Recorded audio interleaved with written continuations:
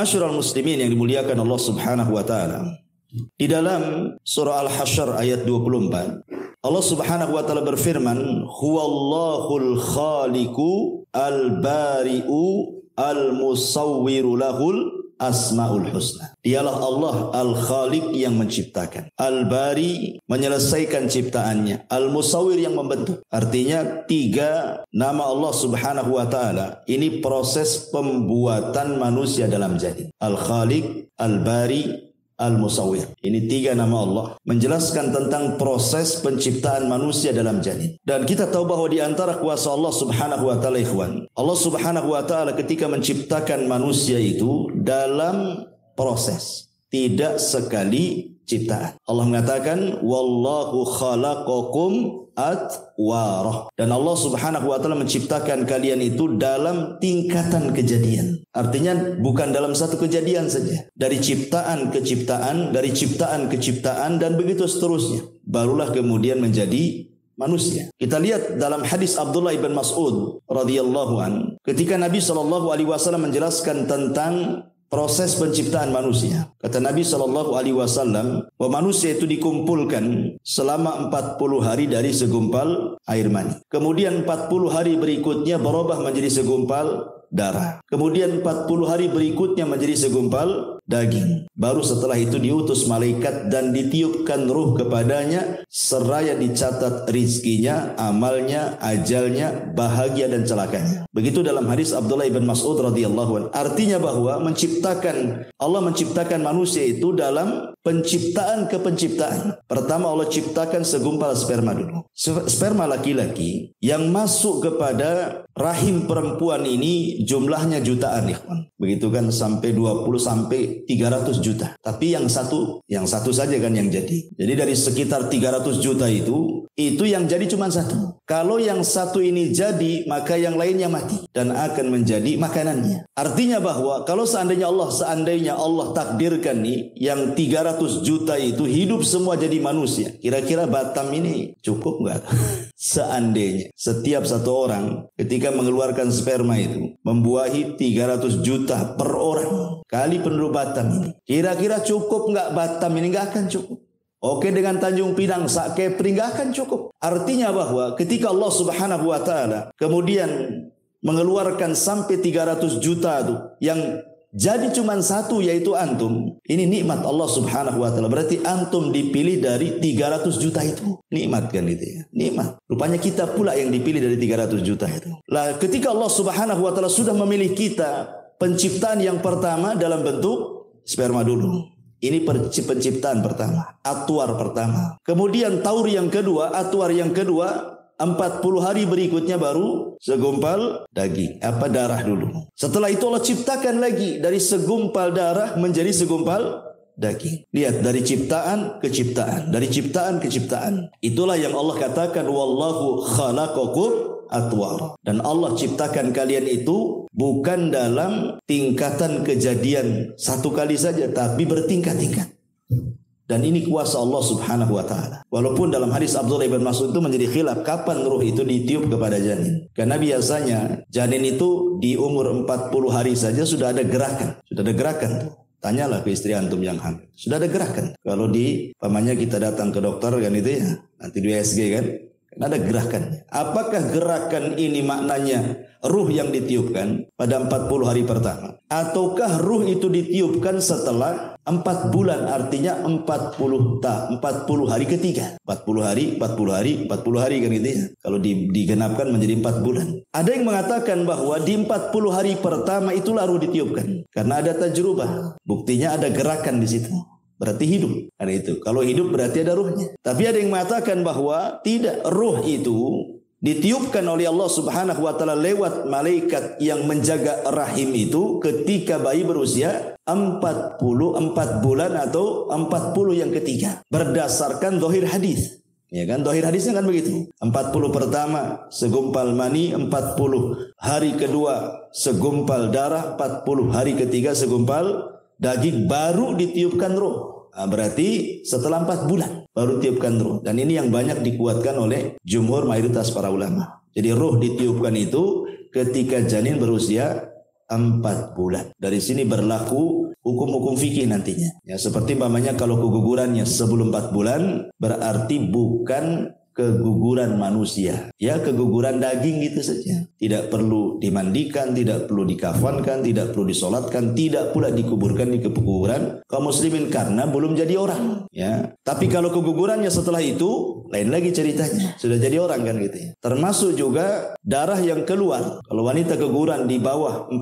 bulan berarti darahnya bukan darah haid. Dia masih harus sholat. Ya, harus sholat. Itu dianggap istihadah. Tapi kalau kegugurannya setelah 4 bulan berarti kalau keluar darah itu dianggap nifas. Berarti dilarang sholat. Jadi harus dibedakan tuh. Terlahir hukum-hukum fikihnya. Itu kita tidak bahas. Intinya bahwa di sini Allah Subhanahu wa taala berfirman, "Wallahu khalaqakum atwara." Dialah Allah yang menciptakan kalian dalam tingkatan-tingkatan kejadian. Dari segumpal sperma menjadi segumpal darah, dari segumpal darah menjadi segumpal daging, barulah terbentuk manusia. Itulah musawwir namanya. Allah membentukmu. Ada kepalanya, ada kakinya, ada tangannya. Baru setelah selesai dari penciptaan sempurnalah bentuk manusia. Itulah makna al-bari. Ya, bari itu kalau ada dalam bahasa Arab, kalau orang sakit kemudian sembuh, itu disebut bari'ah. Dia telah sembuh. Gitu ya. Artinya kalau dalam penciptaan berarti sudah selesai penciptaannya. Sudah terbentuk manusia. Makanya 3 nama Allah ini, Al-Khaliqul Bari'ul Musawwir, ini kejadiannya semua di alam rahim. Baru kemudian setelah keluar ke alam dunia, inilah yang disebut dengan fasau taswiyah namanya. Allah katakan di sini alladzi khalaqa fasawwah. Baru kemudian terjadi taswiyah, penyempurnaan. Apa yang dimaksud taswiyah di sini, ikhwan? Ini kan arti secara bahasa saja, taswiyah gitu ya.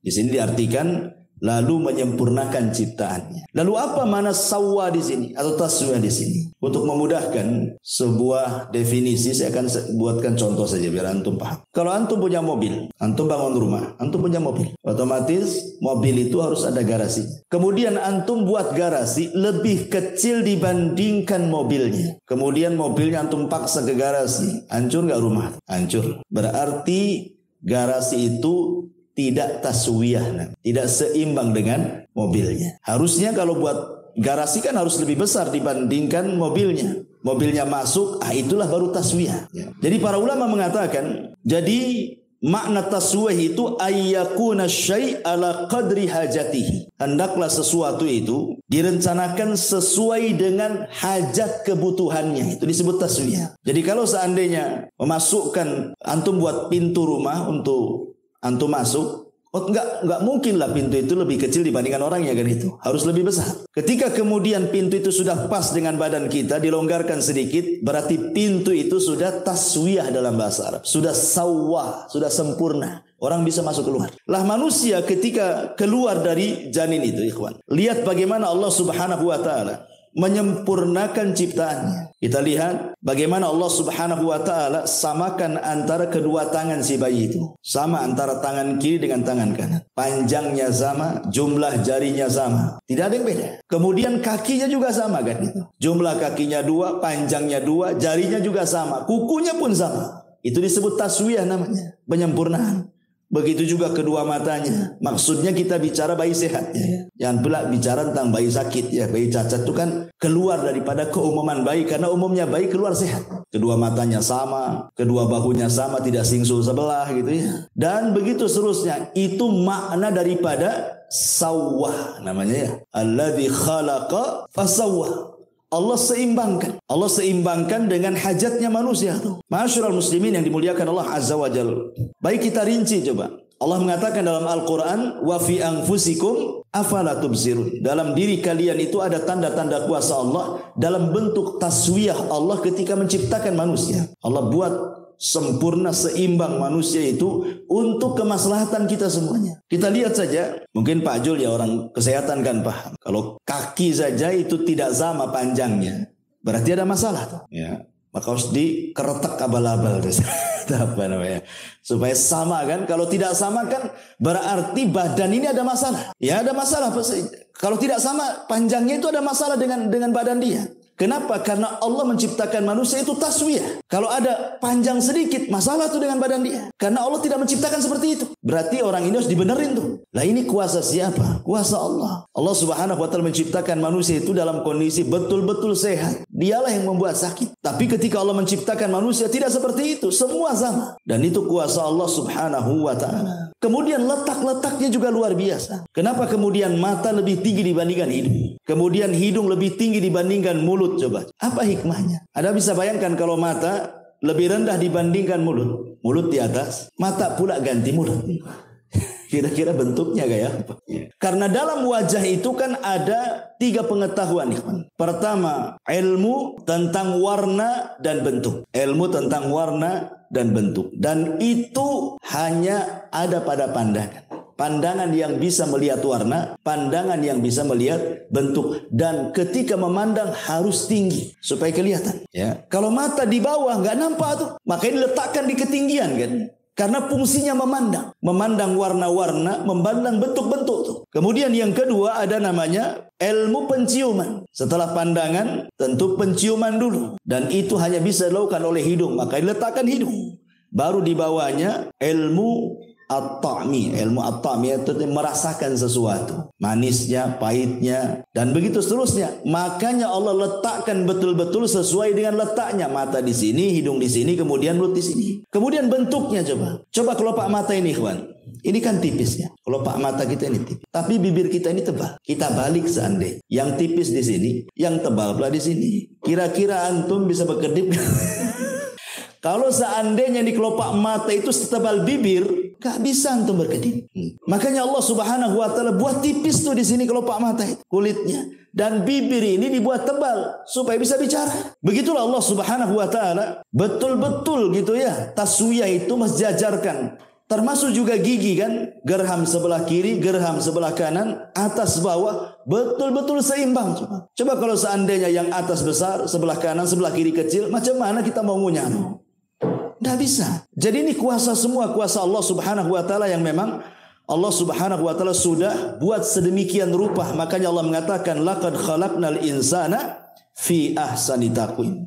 Sungguh manusia itu dibentuk dengan sedemikian rupa. Ya, luar biasa. Seperti namanya, kenapa tangan ini agak kering? Basahnya sedikit gitu ya. Kaki lebih kering lagi, basahnya lebih sedikit lagi. Tapi kalau muka biasanya kan berminyak. Basahnya lebih banyak kan. Ini kan juga ada rahasianya. Karena memang kaki ini tempat berpijak. Ya otomatis juga harus ada minyak-minyak sedikit lah berkilo-kilo kan. Jadi memang sudah diatur oleh Allah Subhanahu wa taala. Ini baru yang zahir ya dalam badan kita saja. Sudah sedemikian rupa ciptaan Allah Subhanahu wa taala. Allah letakkan luar biasa. Ya, telinga juga tidak besar separuh. Ya sama seimbang. Mendengarnya pun subhanallah. Ketika kita mendengar loh telinga kanan, telinga kiri. Jangan cerita telinga sakit ya. Telinga sehat ya. Itu sama saja. Tidak mungkin orang memanggil gitu ya. Kata kanan itu manggil mau ngasih duit gitu ya. Kata telinga bukan itu debt collector. Tidak mungkin juga kan. Artinya kan tidak mungkin berselisih pandangan itu. Pandangan mata juga nggak berselisih. Tetapi dalam anggota badan tidak semua harus berpasangan. Seperti hati kan sendiri dia. Hati itu sendiri. Kenapa? Karena hati itu adalah raja. Dalam anggota badan kita itu harus ada rajanya. Hati kita itulah rajanya. Sebab kalau seandainya hati ada dua, masalah. Ya, kata hati pertama, langkahkan kaki kiri. Kata hati yang kedua, mundurkan kaki kanan. Kapan mau maju kan? Yang satu minta mundur, yang satu minta maju kan tidak bisa juga. Begitulah Allah Subhanahu wa taala letakkan setiap manusia itu ada pimpinannya. Hati kita itulah. Makanya Imam Abdul Qayyim mengatakan al-qalbu kal malik. Oh, hati itu seperti raja. Anggota badan ini hanya ngikut saja. Ma'asyiral muslimin yang dimuliakan Allah Subhanahu wa taala. Kemudian Allah mengatakan di sini alladzi khalaqa fasawwa. Dialah yang telah menciptakan dan menyempurnakan ciptaan. Kemudian Allah mengatakan walladzi qaddara fahada. Apa makna qaddara fahada? Di sini diartikan yang menentukan kadar masing-masing dan memberikan petunjuk. Ada yang mengatakan bahwa walladzi qaddara setelah Allah Subhanahu wa taala mengatakan khalaqa menciptakan manusia di perut ibu kita, kemudian menyempurnakannya. Kemudian Allah Subhanahu wa taala qaddar. Qaddar itu artinya qaddara makhrajal huruf. Qaddara makhrajal khuruj. Jadi Allah Subhanahu wa taala takdirkan bahwa janin ini sudah diletakkan di mana dia letak, keluar dari rahim seorang ibu. Allah tidak keluarkan dari mulut seorang wanita. Allah juga tidak mengeluarkan dia dari lubang duburnya. Tapi Allah Subhanahu wa taala sudah mentakdirkan dia memang harus keluar dari situ, ya, dari kubulnya. Dan itu maknanya qadar. Kemudian fahada, setelah itu kemudian Allah berikan petunjuk untuk kehidupannya. Dia pun kemudian langsung mencari makanannya dari susu ibunya. Itu namanya qadar fahada dalam satu penafsiran. Ada juga yang mengatakan bahwa qadar di sini artinya qaddara rizqahu. Jadi setiap manusia itu sudah ditakdirkan rizkinya. Kemudian fahada, Allah kasih petunjuk bagaimana cara mencarinya. Dan ini penting ikhwan. Manusia ketika mencari rizki itu ada yang ekstrim kanan, ada yang ekstrim kiri. Yang ekstrim kanan, mereka menghabiskan semua waktunya hanya untuk mencari dunia, cari rezeki saja. Otaknya itu duit saja. Itu yang pertama. Sehingga dia melupakan bahwa rizki itu sudah dicatat. Sehebat apapun Anda mencari rizki, tetap saja yang Anda dapatkan itu cuma seperti itu. Kan sudah ditentukan rizkinya.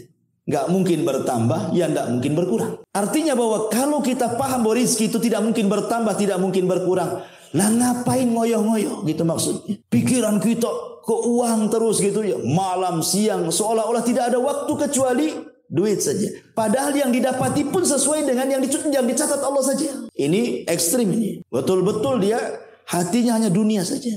Dia tidak paham bahwa rizkinya sudah dicatat. Yang kedua pula ekstrim kiri ini, sama sekali dia bersandar kepada apa yang dicatat. Kan Allah sudah takdirkan rezeki saya, duduk sajalah saya di rumah. Nah, ini ekstrim yang lain lagi. Dahulu ada dua orang bersaudara. Yang satu pula rajin kerja, yang satu pula malas kerja. Jadi yang rajin kerja ini mengatakan, "Qum, berdiri. Kalau engkau ingin makan, cari, berusaha, cari rizki Allah Subhanahu wa taala." Kemudian kata saudaranya, "Tidak. Aku yakin rizkiku sudah dicatat. Walaupun aku duduk di rumah." Kemudian saudara yang mengatakan, "Dasar orang gila. Pergi dia cari rezeki." Saudara yang pergi ini di tengah jalan, rupanya ada kebun orang. Kemudian ada pohon, batangnya pula keluar jalan. Di situ ada buah mangga. Ya. Jatuhlah buah mangga. Kemudian diambil dia. Halal apa haram?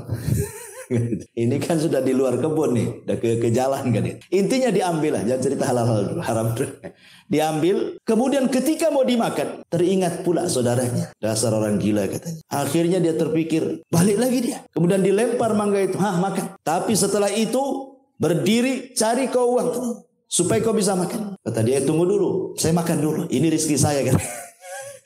Lihat, aku duduk saja dapat rezeki gitu. Coba, duduk saja dapat rezeki. Lihat bagaimana Allah mencatat orang duduk dapat rezeki kan. Bagaimanapun caranya, walaupun itu dongkol saudaranya, tapi itu rezeki dia sudah dicatat bahwa mangga itu milik dia. Walaupun caranya salah, tapi itu memang rezekinya sudah dicatat, dia makan mangga di situ. Artinya bahwa sehebat apapun manusia mengejar rezeki itu, maka rezeki akan segitu-gitu saja. Makanya dulu saya pernah ceritakan tentang kisah siapa? Ali bin Abi Thalib kan. Ketika ada seorang pengemis datang kepada Ali bin Abi Thalib, kemudian Ali menjanjikan akan diberikan beberapa dirham. Lupa pula Ali itu naruh uang di mana dia letakkan dirham-dirham itu. Akhirnya kelamaan jengkellah ini pengemis ini. Sebelum pergi mencuri pelana kudanya Ali. Pergi dia. Setelah pergi pencurinya dapat pula dirham-dirham itu. Akhirnya keluar rupanya sudah nggak ada itu yang mengemis itu. Tiba-tiba kemudian pembantunya Ali mengatakan bahwa lizamnya, pelana kudanya hilang dicuri orang. Ali mengatakan ya sudah. Kalau sudah dicuri orang mungkin dia rezekinya. Ambillah uang dirham-dirham itu, kau belilah pelana yang baru ke pasar. Mudah-mudahan dapat harga 400. Dikasih uang 400 dirham. Ke pasar dia. Kemudian adalah orang yang jual pelana. Ditawar-tawar, dapat pula 400. Pulang dia. Ketika Ali radhiyallahu anhu melihat pelananya, dia hafal itu pelana dia. Kata Ali, ini kan pelana kita yang dicuri tadi. Berarti kau beli dari pencuri itu. Bagaimana sifatnya orang itu? Maka pembantu mengatakan begini orangnya begitu. Langsung bertakbir Ali, Allahu Akbar katanya. Lihat, kalau seandainya dia mau sabar, menunggu aku mencari uang dirham-dirham ini, dia akan mendapatkan dengan cara halal. Tapi karena tidak bersabar, dia mendapatkannya dengan cara haram. Sama-sama 400. Ali janji mau ngasih 400. Tapi dengan cara halal kan. Memang Ali mau memberi dengan kerelaan. Nah, sekarang dia dapat juga 400 tapi dengan cara hasil mencuri kan. Artinya rizki itu nggak akan kemana. Tetap segitu-gitu juga gitu maksudnya.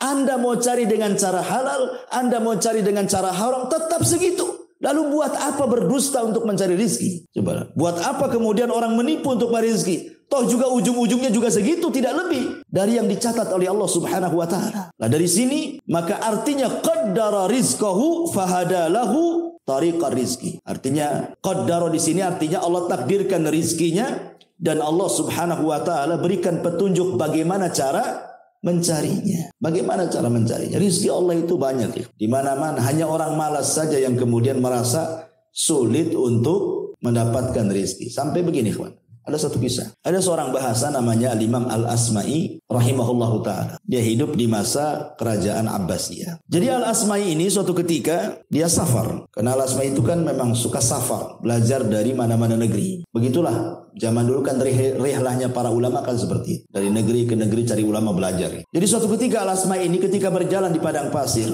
Jumpa pula dengan Arab Badui. Arab Badui. Orang bodoh, tetapi masih fitrah hatinya. Jadi ketika kemudian Arab Badui ini bertanya, siapa kamu? Saya Al-Asma'i dari suku Asma. Oh, Anda Al-Asma'i, dari mana kau datang? Dia mengatakan dari negeri yang di situ dibacakan kalam-kalam Allah. Arab Badui ini bingung karena tidak pernah mendengar Al-Quran, tidak pernah juga melihat Al-Quran seperti apa, tidak pernah membaca Quran, sama sekali tidak tahu Quran. Sehingga dia tanya, apakah Allah Subhanahu wa ta'ala punya kalam, ya, punya firman yang dibaca manusia? Kata Asma'i, ya, inilah Al-Quran. Ini semua firman yang dibaca kita, ini firman Allah Subhanahu wa ta'ala. Jadi Arab Badui ini takjub, kok ada firman-firman Allah yang dibaca manusia begitu ya. Jadi kata Arab Badui ini, kalau begitu bacakan untukku satu firman Allah, biar aku senantiasa membacanya. Akhirnya Al-Asma'i membacakan surah Ad-Dhariyat, Ad-Dhariyati, Darwa dan begitu seterusnya. Sampai kepada ayat wa fis sama'i rizqukum wa ma tu'adun. Dan di langit terdapat rizki kalian dan apa yang dijanjikan Allah kepada. Ketika kemudian si Arab Badui ini mendengar kalimat wa fis sama'i rizqukum, dan di langit ada rizki kalian dan apa yang dijanjikan Allah kepada kalian, kata Arab Badui, hasbuk, cukup. Tiba-tiba kemudian dia ambil pedangnya, kemudian unta yang ditungganginya langsung disembeli, kemudian dipotong-potong, dikuliti. Kemudian dia minta kepada Asma'i, tolong bagi-bagikan daging dan tulang-tulang ini kepada fuqara wal masakin. Bantu saya, katanya. Langsung kemudian dibagi-bagikan kepada orang yang lalang itu. Akhirnya habis. Setelah habis daging untanya, dia patahkan pedangnya, kemudian dikubur. Kemudian sambil berjalan dia membaca wa fis sama'i rizqukum wa ma tu'adun. Wa fis sama'i rizqukum wa ma tu'adun. Sampai pergi. Dia baca terus ayat ini. Al-Asma'i ketika melihat hal ini, takjub dia. Dia mengatakan, demi Allah, aku sudah 30 tahun lebih sering lewat dengan ayat ini, wa fis sama'i rizqukum wa ma tu'adun, tetapi tidak punya pengaruh seperti pengaruhnya Arab Badui ini. Dia baru baca satu kali Al-Quran, tidak pernah kenal Al-Quran. Itulah Al-Quran yang pernah dibaca. Tapi dia begitu yakin bahwa di langit itu ada rizki baginya dan apa yang dijanjikan Allah kepadanya. Sampai dia sembelih itu, dia bagi-bagikan. Karena dia tidak takut bahwa rizkinya Allah tanggung. Itu maksudnya. Akhirnya beberapa tahun kemudian Al-Asma'i ini diajak haji oleh Khalifah Harun Ar-Rasyid rahimahullahu ta'ala. Setelah 2 tahun 3 tahunan begitu, berangkat dari negerinya menuju Mekah. Ketika di Mekah, dia mendengar ada orang membaca wa fis sama'i rizqukum wa ma tu'adun. Dia kenal dengan suara itu kan itu. Oh, ada di sini dia katanya. Orang Badui ini kok ada di sini? Pas didekati, betul orang itu adalah orang yang diajarkan lafaz wa fis sama'i rizqukum wa ma tu'adun, dan di langit itu ada rizki kalian dan apa yang Allah janjikan kepada kalian. Dipanggil Arab Badui. Kemudian Arab Badui ini senang karena berjumpa dengan Al-Asma'i dan mengatakan, ya Asma'i, laqad wajadna ma wa'adana rabbuna. Ya Asma'i, yang dijanjikan Arab kami semua sudah aku rasakan. Semua yang dijanjikan Allah wa fis sama'i rizqukum itu betul-betul terjadi katanya. Kemudian dia mengatakan, ya Asma'i, kalau bisa berikan satu ayat lagi untukku, kata, biar aku amal. Akhirnya Al-Asma'i melanjutkan ayatnya. Ayat daripada wa fis sama'i rizqukum wa ma tu'adun, apa bunyinya? Fa wa rabbis sama'i wal ardi innahu lahaqqun mislama annakum tantiqun. Maka demi Tuhan langit dan bumi, sungguh apa yang dijanjikan itu pasti terjadi seperti yang kalian ucapkan. Tiba-tiba kemudian Arab Badui ini kaget dan mengatakan, ya Asma'i, siapa yang membuat Allah murka sehingga dia harus bersumpah, katanya. Aku yakin, nggak perlu bersumpah dia. Kan lafadznya gini, seolah-olah Allah itu tidak yakin dengan yang diucapkan. Itu pemahaman Arab Badui. Ketika dia mengatakan wa fis sama'i rizqukum wa ma tu'adun, dan di langit itu ada rezeki kalian apa yang dijanjikan kepada kalian. Tiba-tiba Allah menekan dengan sumpah, maka demi Tuhan langit dan bumi, sungguh apa yang dijanjikan itu pasti terjadi seperti apa yang kau ucapkan. Jadi seolah-olah khitabnya kepada Arab Badui. Arab Badui, ya Asma'i, siapa yang membuat Allah murka sehingga harus bersumpah, katanya. Aku yakin dengan itu, tidak perlu bersumpah Allah itu, katanya. Akhirnya kemudian dia pun ketakutan kepada Allah. Disangkanya Allah murka kepadanya, karena dalam ayat itu ada sumpah masalahnya. Seolah-olah Allah murka, dia mengatakan siapa yang membuat Allah murka, gitu kan. Akhirnya dia pun terserang jantung dan mati seketika. Ketika dia mengatakan seperti itu, Asma'i tertegun lagi. Masya Allah, kok ada orang tidak pernah membaca Quran, hanya mendengar sekali bacaan, tapi pengaruhnya luar biasa. Itu maksud keyakinan kepada wa fis sama'i rizqukum wa ma tu'adun, itu bahwa di langit ada rizki yang Allah Subhanahu wa taala akan anugerahkan kepada kalian dan apa yang Allah janjikan kepada kalian. Coba kalau kita pahami ayat ini, tidak mungkin orang itu kemudian stres dengan rizki. Nggak mungkin stres dengan rizki. Kenapa? Karena qaddara fahada. Allah sudah takdirkan kok rizki. Dan maknanya di langit itu ada rizki kalian, karena memang Allah Subhanahu wa taala ada di ketinggian di langit. Dia lah yang ngasih rizki kepada kita. Dan rizki Allah Subhanahu wa taala itu dulu pernah saya jelaskan ada dua, kan. Ada yang disebut dengan rizkun nazil, ada yang disebut dengan rizkun sa'id namanya, ya. Ada rizki yang disebut nazil, rizki yang Allah turunkan kepada kita. Ada yang sifatnya sa'id, rizki Allah itu kita naikkan ke atas langit.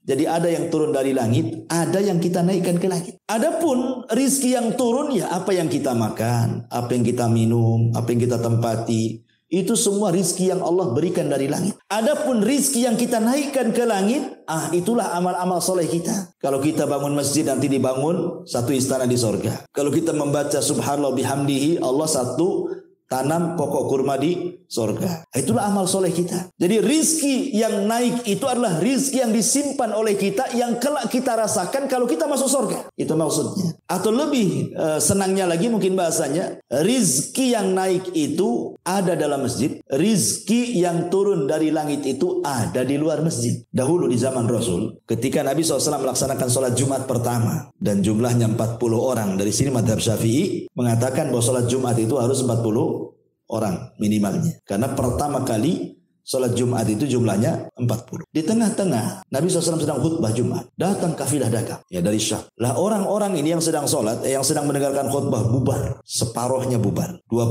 orang keluar kemudian mengambil kafilah dagang karena takut dia tidak bisa beli, kehabisan dagangannya, kan gitu. Keluar deh 20 itu dari masjid. Dari sini juga kemudian ada mazhab yang mengatakan bahwa minimalnya sholat Jumat itu 20. Karena yang 20-nya keluar mengejar jualan tadi, karena ada kafilah dagang dari Syam.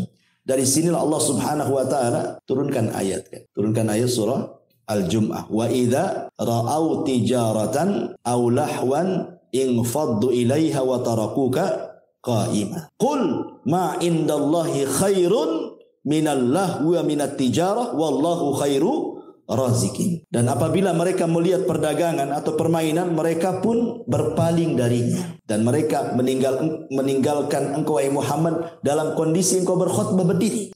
Katakan ya Muhammad kepada mereka bahwa yang di sisi Allah itu jauh lebih baik dibandingkan permainan perniagaan itu. Karena Allah sebaik-baik pemberi rizki. Lihat bagaimana Allah Subhanahu wa taala menegur di sini. Yang lari mengejar rizki di luar masjid, tidak lebih baik dibandingkan orang yang tetap ikut sholat Jumat bersama Nabi, gitu maksudnya. Dari sini menunjukkan bahwa rizki yang naik jauh lebih baik dibandingkan rizki yang turun. Walaupun kenyataannya kalau saya tanya dengan jujur, antum milih rizki yang naik apa rizki yang turun? Gak mungkin antum bilang rizki yang naik. Buktinya sudah sedekah bakhil. Pasti antum milih rizki yang turun, kan? Karena itu yang nampak. Mobilnya nampak, rumahnya nampak, uangnya nampak, gitu ya. Maunya kita yang nampak-nampak saja. Adapun di sana di sorga itu kan macam cerita, nggak yakin. Sehingga karena nggak yakin itu, walaupun antum nganggur, ada masjid kerja bakti, tidak mau datang juga antum ke situ. Katanya rizki yang naik lebih antum utamakan dibandingkan rizki yang turun. Tapi kenyataan di lapangan tidak seperti itu. Itulah karena apa? Manusia sudah dikuasai dengan dunia. Dan yang lebih hebat lagi dari kuasa Allah, qaddara fahada. Allah Subhanahu wa taala sudah mentakdirkan rizki dan memberikan petunjuk untuk mencari rizkinya. Ingat bahwa semua yang ada di langit, semua yang ada di bumi, kiri, kanan, atas, bawah, itu rizki bagi manusia secara umum. Kenapa Allah menciptakan langit? Untuk siapa? Untuk kita. Kenapa Allah ciptakan bumi? Untuk siapa? Untuk kita. Makanya Allah Subhanahu wa taala mengatakan, "Alladzi ja'ala lakumul arda firasya." Dialah yang telah menjadikan bumi terhampar untuk siapa? Untuk kalian. Itu rizki. Bumi terhampar. Kita bisa berjalan di bumi. Itu rizki itu. Kemudian was-sama'i bina'an. Was-sama'a bina'an. Dan Allah jadikan langit sebagai bangunan atap bagi kita, naungan bagi kita. Itu rizki juga. Kemudian wa anzala minas sama'i ma'an. Allah turunkan dari langit air. Air rizki juga. Kan gitu ya. Fa akhraja bihi minas samarati, dan Allah keluarkan dari bumi itu buah-buahan. Rizqan lakum, itu semua rizki bagi kalian. Jadi Allah Subhanahu wa taala menciptakan makhluk ini semuanya rizki bagi kita sebenarnya. Kalau seandainya ayam bisa bicara, pasti ayam akan ngomong, aku ini diciptakan untuk kau makan. Kalau seandainya kambing, sapi itu bisa bicara, maka mereka akan mengatakan seperti itu. Aku diciptakan itu untuk kalian makan. Kalau seandainya jeruk, durian, apalah namanya, buah-buahan, rambutannya, kesemaknya, salaknya bisa bicara, pasti mereka akan mengatakan, aku ditumbuhkan Allah untuk kalian makan. Tapi kan mereka tidak bicara. Tapi itu kenyataannya kan seperti itu. Artinya bahwa manusia itu betul-betul dimuliakan oleh Allah Subhanahu wa taala, sampai seisi langit dan bumi itu sebenarnya untuk manusia. Saking mulianya manusia. Luar biasa itu ya. Taib asyrul muslimin yang dimuliakan kembali. Kemudian penafsiran yang berikutnya, qaddara fahada. Allah tentukan rizkinya, kemudian Allah berikan petunjuknya bagaimana cara mencari rizki. Terkadang ikhwan, ada makhluk yang Allah ciptakan, itu madarat bagi manusia. Contoh, Allah menciptakan tikus, itu madarat bagi manusia. Tapi setelah itu Allah ciptakan kucing, maka tikus menjadi ketakutan dengan kucing. Jadi saling takut-takutan tuh. Manusia takut sama tikus, tikus pula takut sama kucing. Artinya bahwa rizki kita diambil tikus. Tikus sendiri rizkinya kucing. Itulah qaddara fahada ya. Kadang-kadang Allah ciptakan ini untuk menjadi rizki ini pula menjadi rizki orang lain. Itu juga makna qaddara fahada. Bahkan yang luar biasa, kita lihat bahwa ada ulatnya. Ulat itu makan dedaunan, tapi kemudian menghasilkan sutra. Ada juga tawon umpamanya. Dia makan sembarang dari dedaunan bunga-bunga, tiba-tiba menghasilkan. Yang anehnya adalah bahwa tidak ada satu binatang yang bisa menggantikan posisi binatang yang lain. Semut disuruh mengeluarkan sutra tidak bisa, karena itu bukan pekerjaan. Antum cari lalat, dikasih gula pun tidak akan keluar madu. Kan gitu ya. Artinya Allah sudah tentukan kadar rizkinya itu. Ya, bahwa sebuah kaum ditentukan rizkinya dan tidak bisa dipindahkan ke kaum yang lainnya. Tidak bisa. Makanan juga begitu. Ada hewan tuh besar, seperti mamanya kambing, sapi, dikasih makan daging dia tak mau, karena itu bukan rizki dia. Yang maunya dia makan rumput saja. Harimau pula antum kasih rumput, yang nggak mau dia, karena itu bukan rizkinya. Dia maunya daging kan gitu ya. Jadi semua kadar-kadar rizki itu sudah ditentukan oleh Allah. Ini siapa yang menciptakan makhluk dengan beragam rizki itu kalau bukan Allah? Di sini Allah mengatakan alladzi qaddara fahada. Ma'asyiral muslimin yang dimuliakan Allah Subhanahu wa taala. Ada juga ikhwatu fiddin muliakan Allah Azza wa Jalla. Ada beberapa penyakit yang terkadang Allah takdirkan kepada seorang hamba. Ternyata di balik penyakit itu Allah takdirkan mampu mengobati penyakit yang lainnya. Allah turunkan penyakit, tapi justru penyakit ini dalam rangka untuk membunuh penyakit yang jauh lebih besar sebenarnya. Nah, contohnya apa nih Pak Jul? Contohnya bersin. Itu kan penyakit juga bersin itu. Tapi katanya bisa membersihkan lubang hidung dan kuman-kuman katanya, yang lebih bahaya dibandingkan bersin itu sendiri. Bahkan sebagian batuk katanya, menurut ahli kesehatan itu, sebagian batuk, tidak semua ya, bukan batuk penyakit, sebagian batuk itu kan influenza kan penyakit, tapi rupanya itu pula kemudian untuk membunuh bakteri-bakteri yang ada di paru-paru juga, yang lebih ganas kalau seandainya terjadi. Atau mungkin debu lah, kan kita lihat ada debu itu. Antum tidak tahu dalam penelitian debu itu, dia membunuh kuman-kuman di udara yang kalau seandainya kuman itu terkena manusia, itu menjadi penyakit yang sangat ganas sekali. Dibunuh oleh debu itu. Jadi begitulah Allah Subhanahu wa taala mengatur takdir-takdir manusia itu, kadar-kadar manusia itu, sampai Allah ciptakan penyakit. Bukan dilihat penyakitnya, justru dengan datang penyakit ini justru mengobati penyakit yang lebih besar gitu ya. Ya, karena sudah ditakdirkan dia seperti itu. Qaddara fahada. Ya. Ma'asyiral muslimin yang dimuliakan Allah Subhanahu wa taala. Kemudian di sini Allah Subhanahu wa taala mengatakan, "Walladzi qaddara fahada walladzi akhrajal mar'a." Dan yang menumbuhkan rerumputan, faja'alahu gutsaan ahwa. Lalu dijadikannya rerumputan itu kering kemudian menghitam. Al-mar'a itu artinya rumput yang sudah siap jadi, siap makan. Karena Quran itu membahasakan dengan 3 bahasa. Harthun, zar'un, mar'ah gitu ya. Harthun menanam, zar'un kemudian mulai menani, kemudian mar'ah itu sudah tumbuh. Itu bahasa Arabnya seperti itu. Harthun, zar'un, mar'ah. Lah mar'ah ini rerumputan, dedaunan dan yang semacamnya, ada yang memang hasil olah manusia. Seperti manusia tanam padi, tanam sayur gitu ya. Bayam, kangkung dan yang semacam. Ada yang memang Allah Subhanahu wa taala tumbuhkan tanpa harus tenaga manusia, dan dua-duanya bisa dimakan. Manusia juga makan rumput, ya bukan jenis rumput yang dimakan kambing tentunya ya. Maksud rumput di sini ya bayam gitu ya. Kangkung itu kan jenis-jenis rumputan juga, mar'ah dalam bahasa Arabnya. Dan subhanallah, kita lihat bahwa tidak semua binatang juga makan rumput. Tidak semua binatang makan rumput. Tetapi kebanyakan binatang-binatang yang dimakan manusia, mereka makan rumput. Kambing makan rumput. Sempat kambing kayak harimau, ikhwan. Apa nggak susah hidupan? Siapa yang mau ternak kambing? Coba sempat kambing atau yang lebih besar sapi makan daging kayak harimau. Nggak ada orang ternak sapi kan. Bagaimana Allah berikan nikmat buat binatang-binatang ternak yang hidup sehari-hari bersama manusia. Ada kemiripan makan dengan kita. Ya. Supaya kita mudah makan dagingnya. Sempat dia kayak harimau. Nggak ada yang makan daging sapi ya kan. Antum pun takut dimakan dia.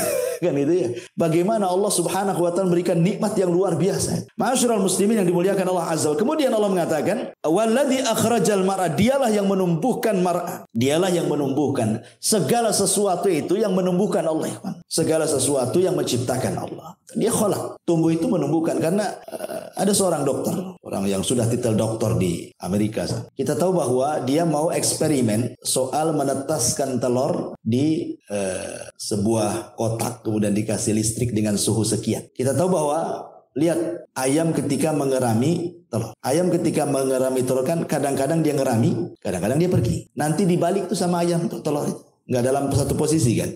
Nanti dibalik. Karena bawah itu biasanya makanan untuk yang di atas. Makanya dibalik-balik. Jadilah dia ayam. Sehingga kemudian sang dokter ini, dia coba kemudian membuat eksperimen. Dibuatlah kotak dengan suhu seperti ayam mengerami telurnya, suhunya sekian. Dibuat. Dia tidak paham kalau ayam itu membolak-balikan telur. Dia biarin aja seperti itu. Akhirnya sudah lama tak jadi-jadi. Semua busuk telur. Semua busuk telur. Coba. Siapa yang ngajari ayam mengerami sehingga tidak ada yang mati? Semua netes. Ini dokter belajar.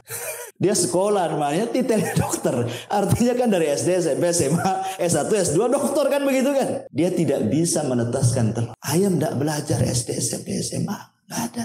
Dokter ini lupa bahwa walladzi qaddara fahada walladzi akhrajal mar'ah. Itu dia lupa di situ bahwa yang menakdirkan, yang menciptakan, yang menumbuhkan itu Allah. Ya. Makanya ayam tidak belajar pun bisa dia menetaskan anak-anaknya walaupun dia tidak punya ilmu menurut ilmu manusia. Itu yang harus dipahami. Bahwa walladzi akhrajal mar'a, yang dialah Allah yang mengeluarkan, yang menumbuhkan, yang menciptakan tumbuh-tumbuhan, rumputan dan segala jenis pepohonan yang ada di bumi. Kita harus pahami dan sebagai bentuk tauhid rububiyah kita kepada Allah Azza wa Jalla. Faja'alahu gutsaan ahwa. Lalu dijadikannya rumput-rumput itu kering kehitam-hitaman. Maknanya kita disuruh belajar kepada rumputan. Manusia itu kurang lebih dengan rerumputan, dengan padi juga. Awalnya lemah dan diakhiri dengan kelemahan. Gitu maksudnya. Lihat, padi itu lemah ketika kecil. Diinjak mati. Tapi kalau sudah besar, sudah berbuah kan gitu kan. Walaupun diinjak agak mereng begitu, tetap saja dia tumbuh ke sana. Cuman gak tegak saja kan itu. Agak kuat ya. Tapi nanti kalau sudah panen, mulai menguning, kemudian menghitam, sudah rapuh, diterpa angin, terbang semuanya. Begitulah manusia. Diciptakan dalam posisi lemah, diakhiri dengan lemah. Tapi lemah pertama dicintai, lemah kedua dibenci. Kan itu ya. Kalau masih bayi lemah, orang diciumnya, digendongnya gitu ya, dinyanyiinnya. Coba kalau sudah tua lemahnya, yang ada didoakan kapan matinya kan. Gitu ya, sama-sama lemah tapi beda pelakuannya tuh. Ya. Intinya di sini bahwa di sini ada pelajaran faja'alahu gusaan ahwa, bahwa kehidupan rumputan juga dijadikan pelajaran bahwa semua makhluk itu ada batas umurnya. Semua makhluk ada batas umurnya, apalagi manusia. Nabi SAW mengatakan a'maru ummati baina sittina wa sab'in, bahwa umur usia umatku itu antara 60 sampai 70 tahun saja, sedikit yang melewat. Wallahu a'lam bishawab. Ini saja yang bisa sampaikan karena tamu juga ini.